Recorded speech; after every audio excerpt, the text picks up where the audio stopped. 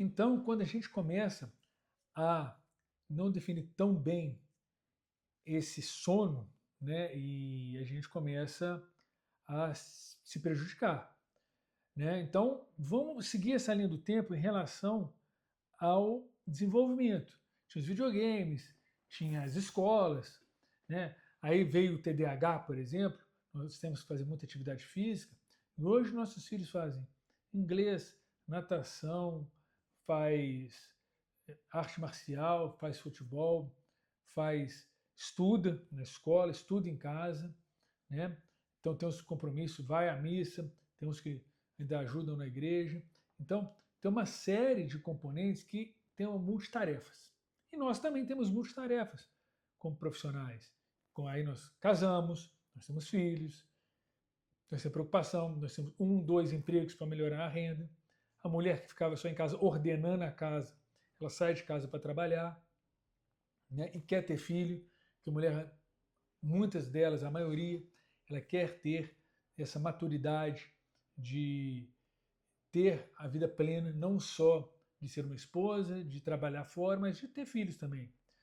Só que fica difícil comungar, eu quero ter 5 filhos, quero ter 6 filhos, quero ter 8 filhos, mas você quer também ser médico, engenheiro, dentista, advogado, professor. Espera aí, como é que vai ser isso? Como é que vai funcionar isso? Né? Então a mulher, quando ela saiu de casa, ela teve um problema e, muito embora a insônia ela é muito perceptível nos dois lados, embora a mulher tenha mais insônia do que os homens. Isso é muito importante, mas lembrando que os homens têm mais apneia do sono do que as mulheres, que também é uma doença, aí já é uma doença relacionada à questão obstrutiva ou central, né? Ou apneia ou hipopneia, que é uma história também mais complexa de falar nessa aula aqui, não é a proposta dessa aula aqui. Bom, diante desse todo esse desenvolvimento pessoal, né, de todo mundo, a gente vê que com o passar dos anos, esse excesso de atividades gerou uma piora do sono. Esse excesso de cobrança, esse excesso de autocobrança, esse excesso de comparação, esse excesso de enxergar que o jardim do outro sempre é mais florido. E por que eu falo isso? Porque o sono ele não é uma doença, como eu falei, é um transtorno. A insônia ela é um transtorno. O sono ele é acometido por um transtorno. E muitas das vezes esse transtorno é velado por transtornos é, emocionais. Vou dar um caso aqui, paciente que apareceu aqui ontem no meu consultório, paciente de 39 anos, normal, trabalhador e tudo, tem o trabalho dele, e ele está com insônia. Mas por que aconteceu? Ah, eu tenho uma filha que teve uma crise convulsiva e eu fiquei louco. Nunca mais dormi direito. Eu fico sempre preocupado se ela vai ter de novo. Mas e como é que ela está? Não, está bem, está ótima. Ela deu uma crise, trata até com outro colega, né, seu, e está tudo bem. Mas depois ela teve uma outra crise convulsiva, mas foi até mais fraca, mas está usando medicação e está tudo certo. Mas eu não consigo parar de pensar. Aí eu arrumei um emprego, eu já trabalho de um, arrumei um outro emprego e não satisfeito, arrumei um terceiro emprego. Pô, mas para que 3 empregos? Não, não preciso de dinheiro, mas é porque eu sou uma pessoa muito ativa, eu sou um trabalhador, eu gosto de conversar com os outros, eu gosto de socializar. Não. Se você tem 3 empregos e está ganhando muito, bem, no caso, e já está te satisfazendo, é porque você quer fugir de alguma coisa. E você não vai encontrar nada nesses empregos seus. Você vai encontrar alguma coisa dentro de você mesmo. Mas enfim. Então ele tem dificuldade para dormir. Então ele tem já um transtorno neurótico que a gente descobriu aqui logo no início da vida dele. Então a gente conversou, né? Então a gente viu como é que foi a educação dele, como é que foi implementado. Você vê que é uma pessoa de 39 anos, né? Que também pegou, já era uma geração tendendo a Y, vamos dizer assim, né? Então ele já teve acesso mais jovem aos celulares, teve acesso mais jovem aos computadores, né? Os celulares que eu falo para ligar e tal, para usá-lo mais. Mas enfim, teve mais acesso primeiro. Então, aos 10, 11 anos, ele já teve acesso aos celulares, pelo menos sabia que existiam os celulares, né? Enquanto aí já tinha 20 anos as pessoas 10 anos mais velhas que já usavam para trabalhar, por exemplo, para serem achadas, tá? Então, diante disso, ele já tinha um comportamento neurótico. Então, veja só como esse comportamento neurótico, ele traz uma insônia para ele, que é uma insônia de... A dele ele tinha 3 tipos de insônia. Primeiro, demorava para pegar no sono, latência aumentada. Então, uma latência não. Um sono fragmentado. A mulher dele ia 2, 3 vezes no banheiro, ele acordava todas 2, 3 vezes, segundo ele falando. E, em vez de acordar às 7 horas da manhã, acordava às 5. E o que aconteceu? Ele está em sobrepeso, hipertenso, com uma tendência a diabetes. Né? A gente fala intolerância à glicose. Diante disso, a gente vê aqui, e ele parece um biotipo longilíneo, né? Mas ele tem já uma gordura acentuada. Então, você vê que como o sono, esse sono dele já tem 2, 3 anos, tanto que ele estava usando uma medicação, faixa preta, né? Que estava ajudando a dormir, e ele veio procurar aqui um auxílio em relação ao sono, em relação ao que fazer desse sono. E a gente descobriu que o problema dele não era uma insônia, até porque ele estava tomando remédio para dormir e não estava dormindo. O problema é um problema neurótico, um problema fóbico, um problema de pensamento obsessivo. A gente fala uma ruminação mental, como se fosse aquela vaca que fica, que fica mastigando, ele fica pensando no dia, se a filha dele der crise, o que ele tem que fazer amanhã, o que ele tem que fazer depois de manhã, e se não tiver dinheiro, e aquele negócio, aquela história toda, que todo mundo tem uma justificativa. Isso aí não adianta falar que todo mundo tem uma justificativa. Não é porque meu pai está assim, meu pai está assado. Então, e essa sociedade que nós estamos vivendo agora, ela está nos trazendo o quê? Um excesso de controle, tá? Então, quando a gente brincava na rua, não tinha telefone, né? Então, o celular fica do lado. Hoje aqui, quem está vendo essa aula aqui, não conheço uma pessoa que sai de casa, hoje vai fazer abstinência de celular. Vou sair de casa, tá? Eu vou no mercado, eu vou, eu vou fazer atividade física, vou trabalhar, mas eu vou deixar o celular em casa. Quem estiver fazendo isso é uma pessoa honesta, privilegiada. Por quê? Porque não existe pessoas que têm hoje um celular e não levam o celular com ela. Isso é o quê? Uma escravidão. Eu não estou falando só escravidão digital, que escreve livros, escreve nessas frases de efeito, não. Mas é uma escravidão. Nós estamos com o celular, a gente está aqui no banco, está mexendo lá, filho do banco olhando para o celular. Está no supermercado, traz a lista no celular. A gente pegava uma lista de papel, uma folhinha de papel, ia lá, anotava. E a gente nem anotava às vezes, ia lá, sabia o que ia comprar. Então agora a gente quer anotar tudo. Já tem aplicativos de receita de comida, né, de alimentos que vai comprar. E para que isso? Pode anotar. O anotar, ele é sensorial. Ele faz parte da nossa vida. Quando a gente escreve, a gente guarda. Só que a gente não quer guardar agora. Escrever no computador não é igual a escrever na mão. Vou dar só um spoiler de outras coisas que nós vamos falar, do aprendizado. A escrita, ela é sensorial. Então, quando você escreve arroz, feijão, macarrão, carne, legume, tal.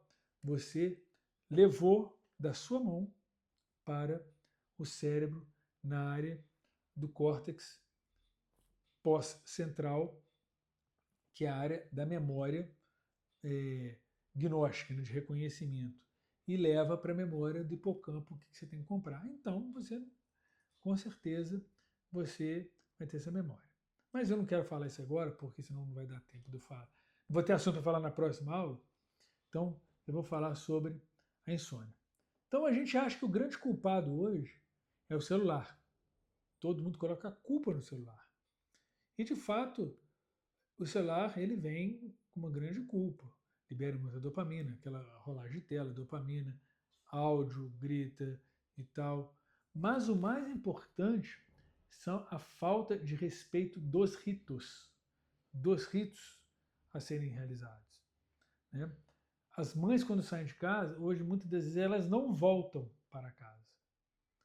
Elas não deixam o alimento pronto. Quem está lá é uma funcionária, quando tem funcionário.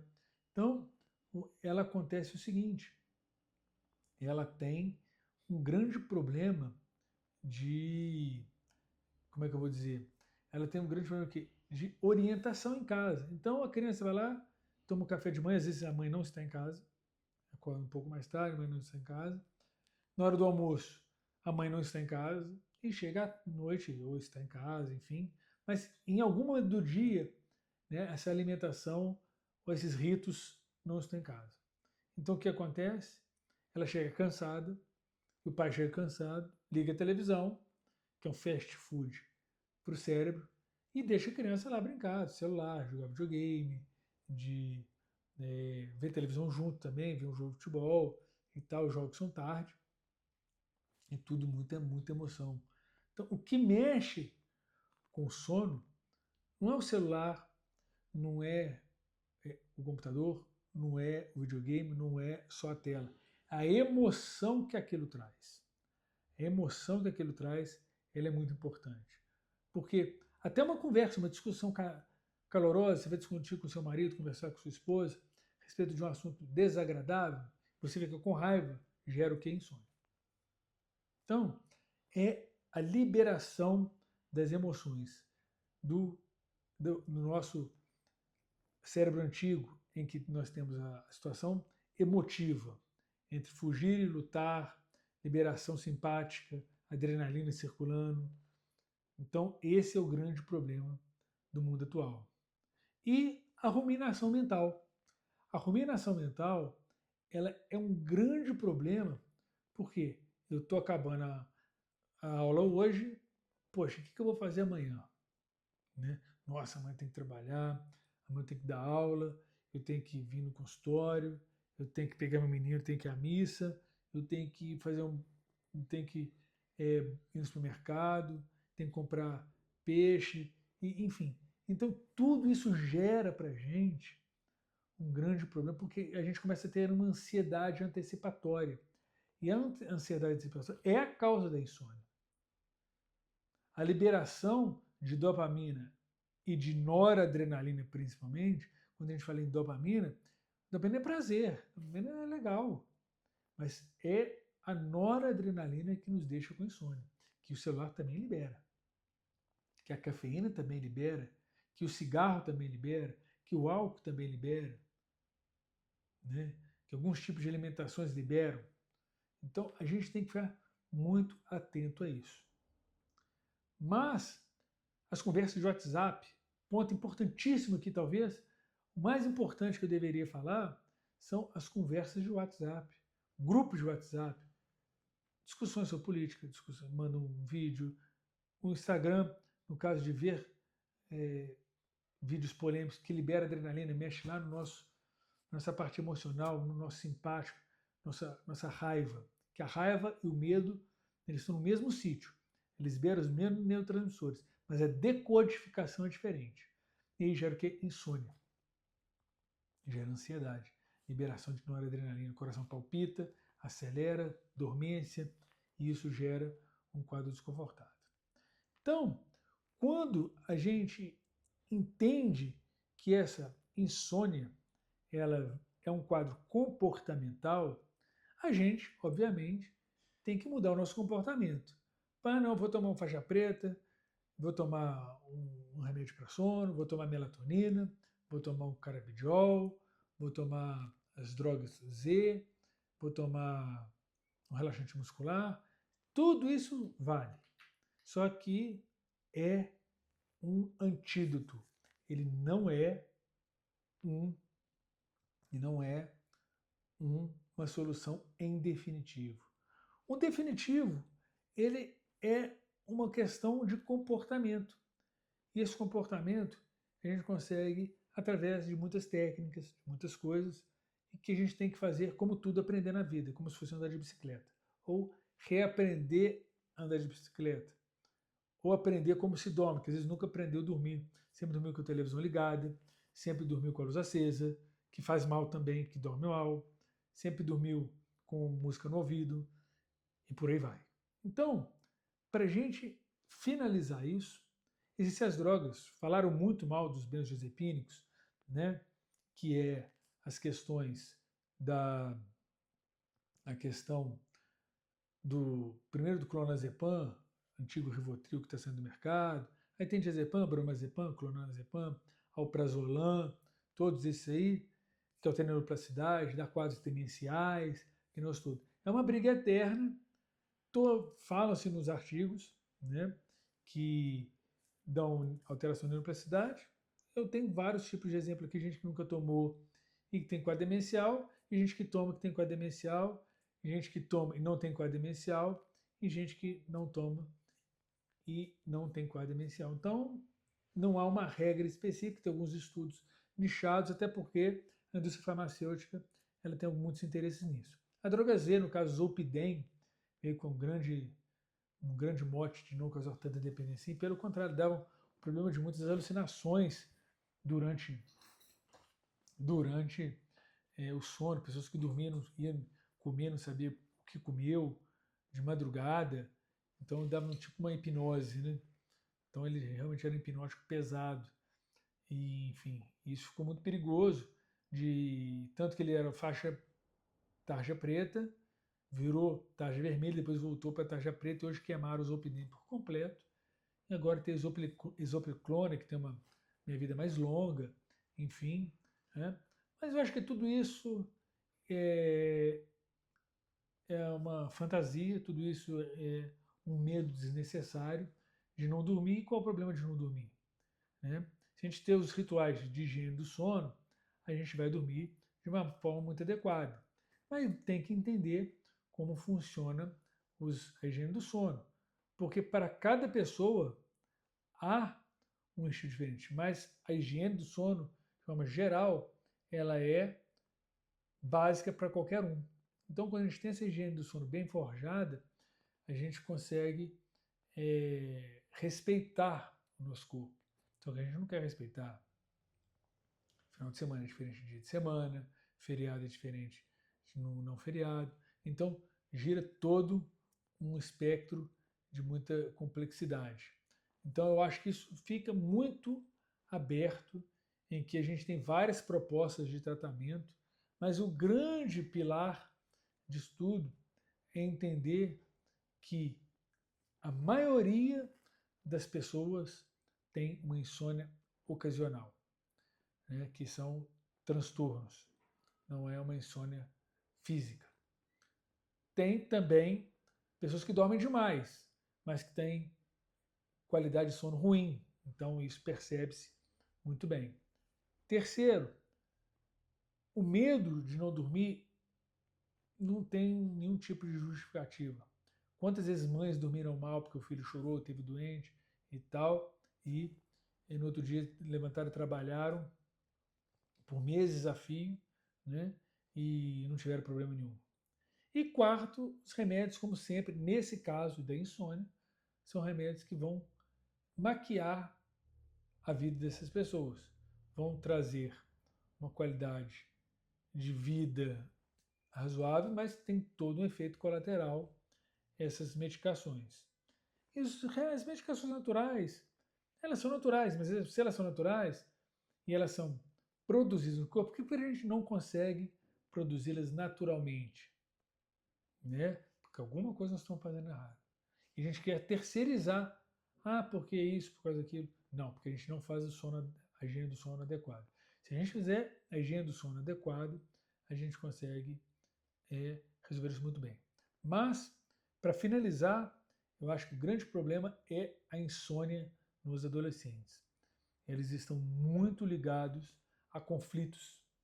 A conflitos não somente existenciais, mas conflitos na sociedade, conflitos sociais. Por isso que eles, nos grupos de WhatsApp, o jardim do outro é mais florido, na inveja, querer ser melhor do que o outro, uma baixa estima tremenda, e isso gera o quê? Uma tentativa de autoafirmação.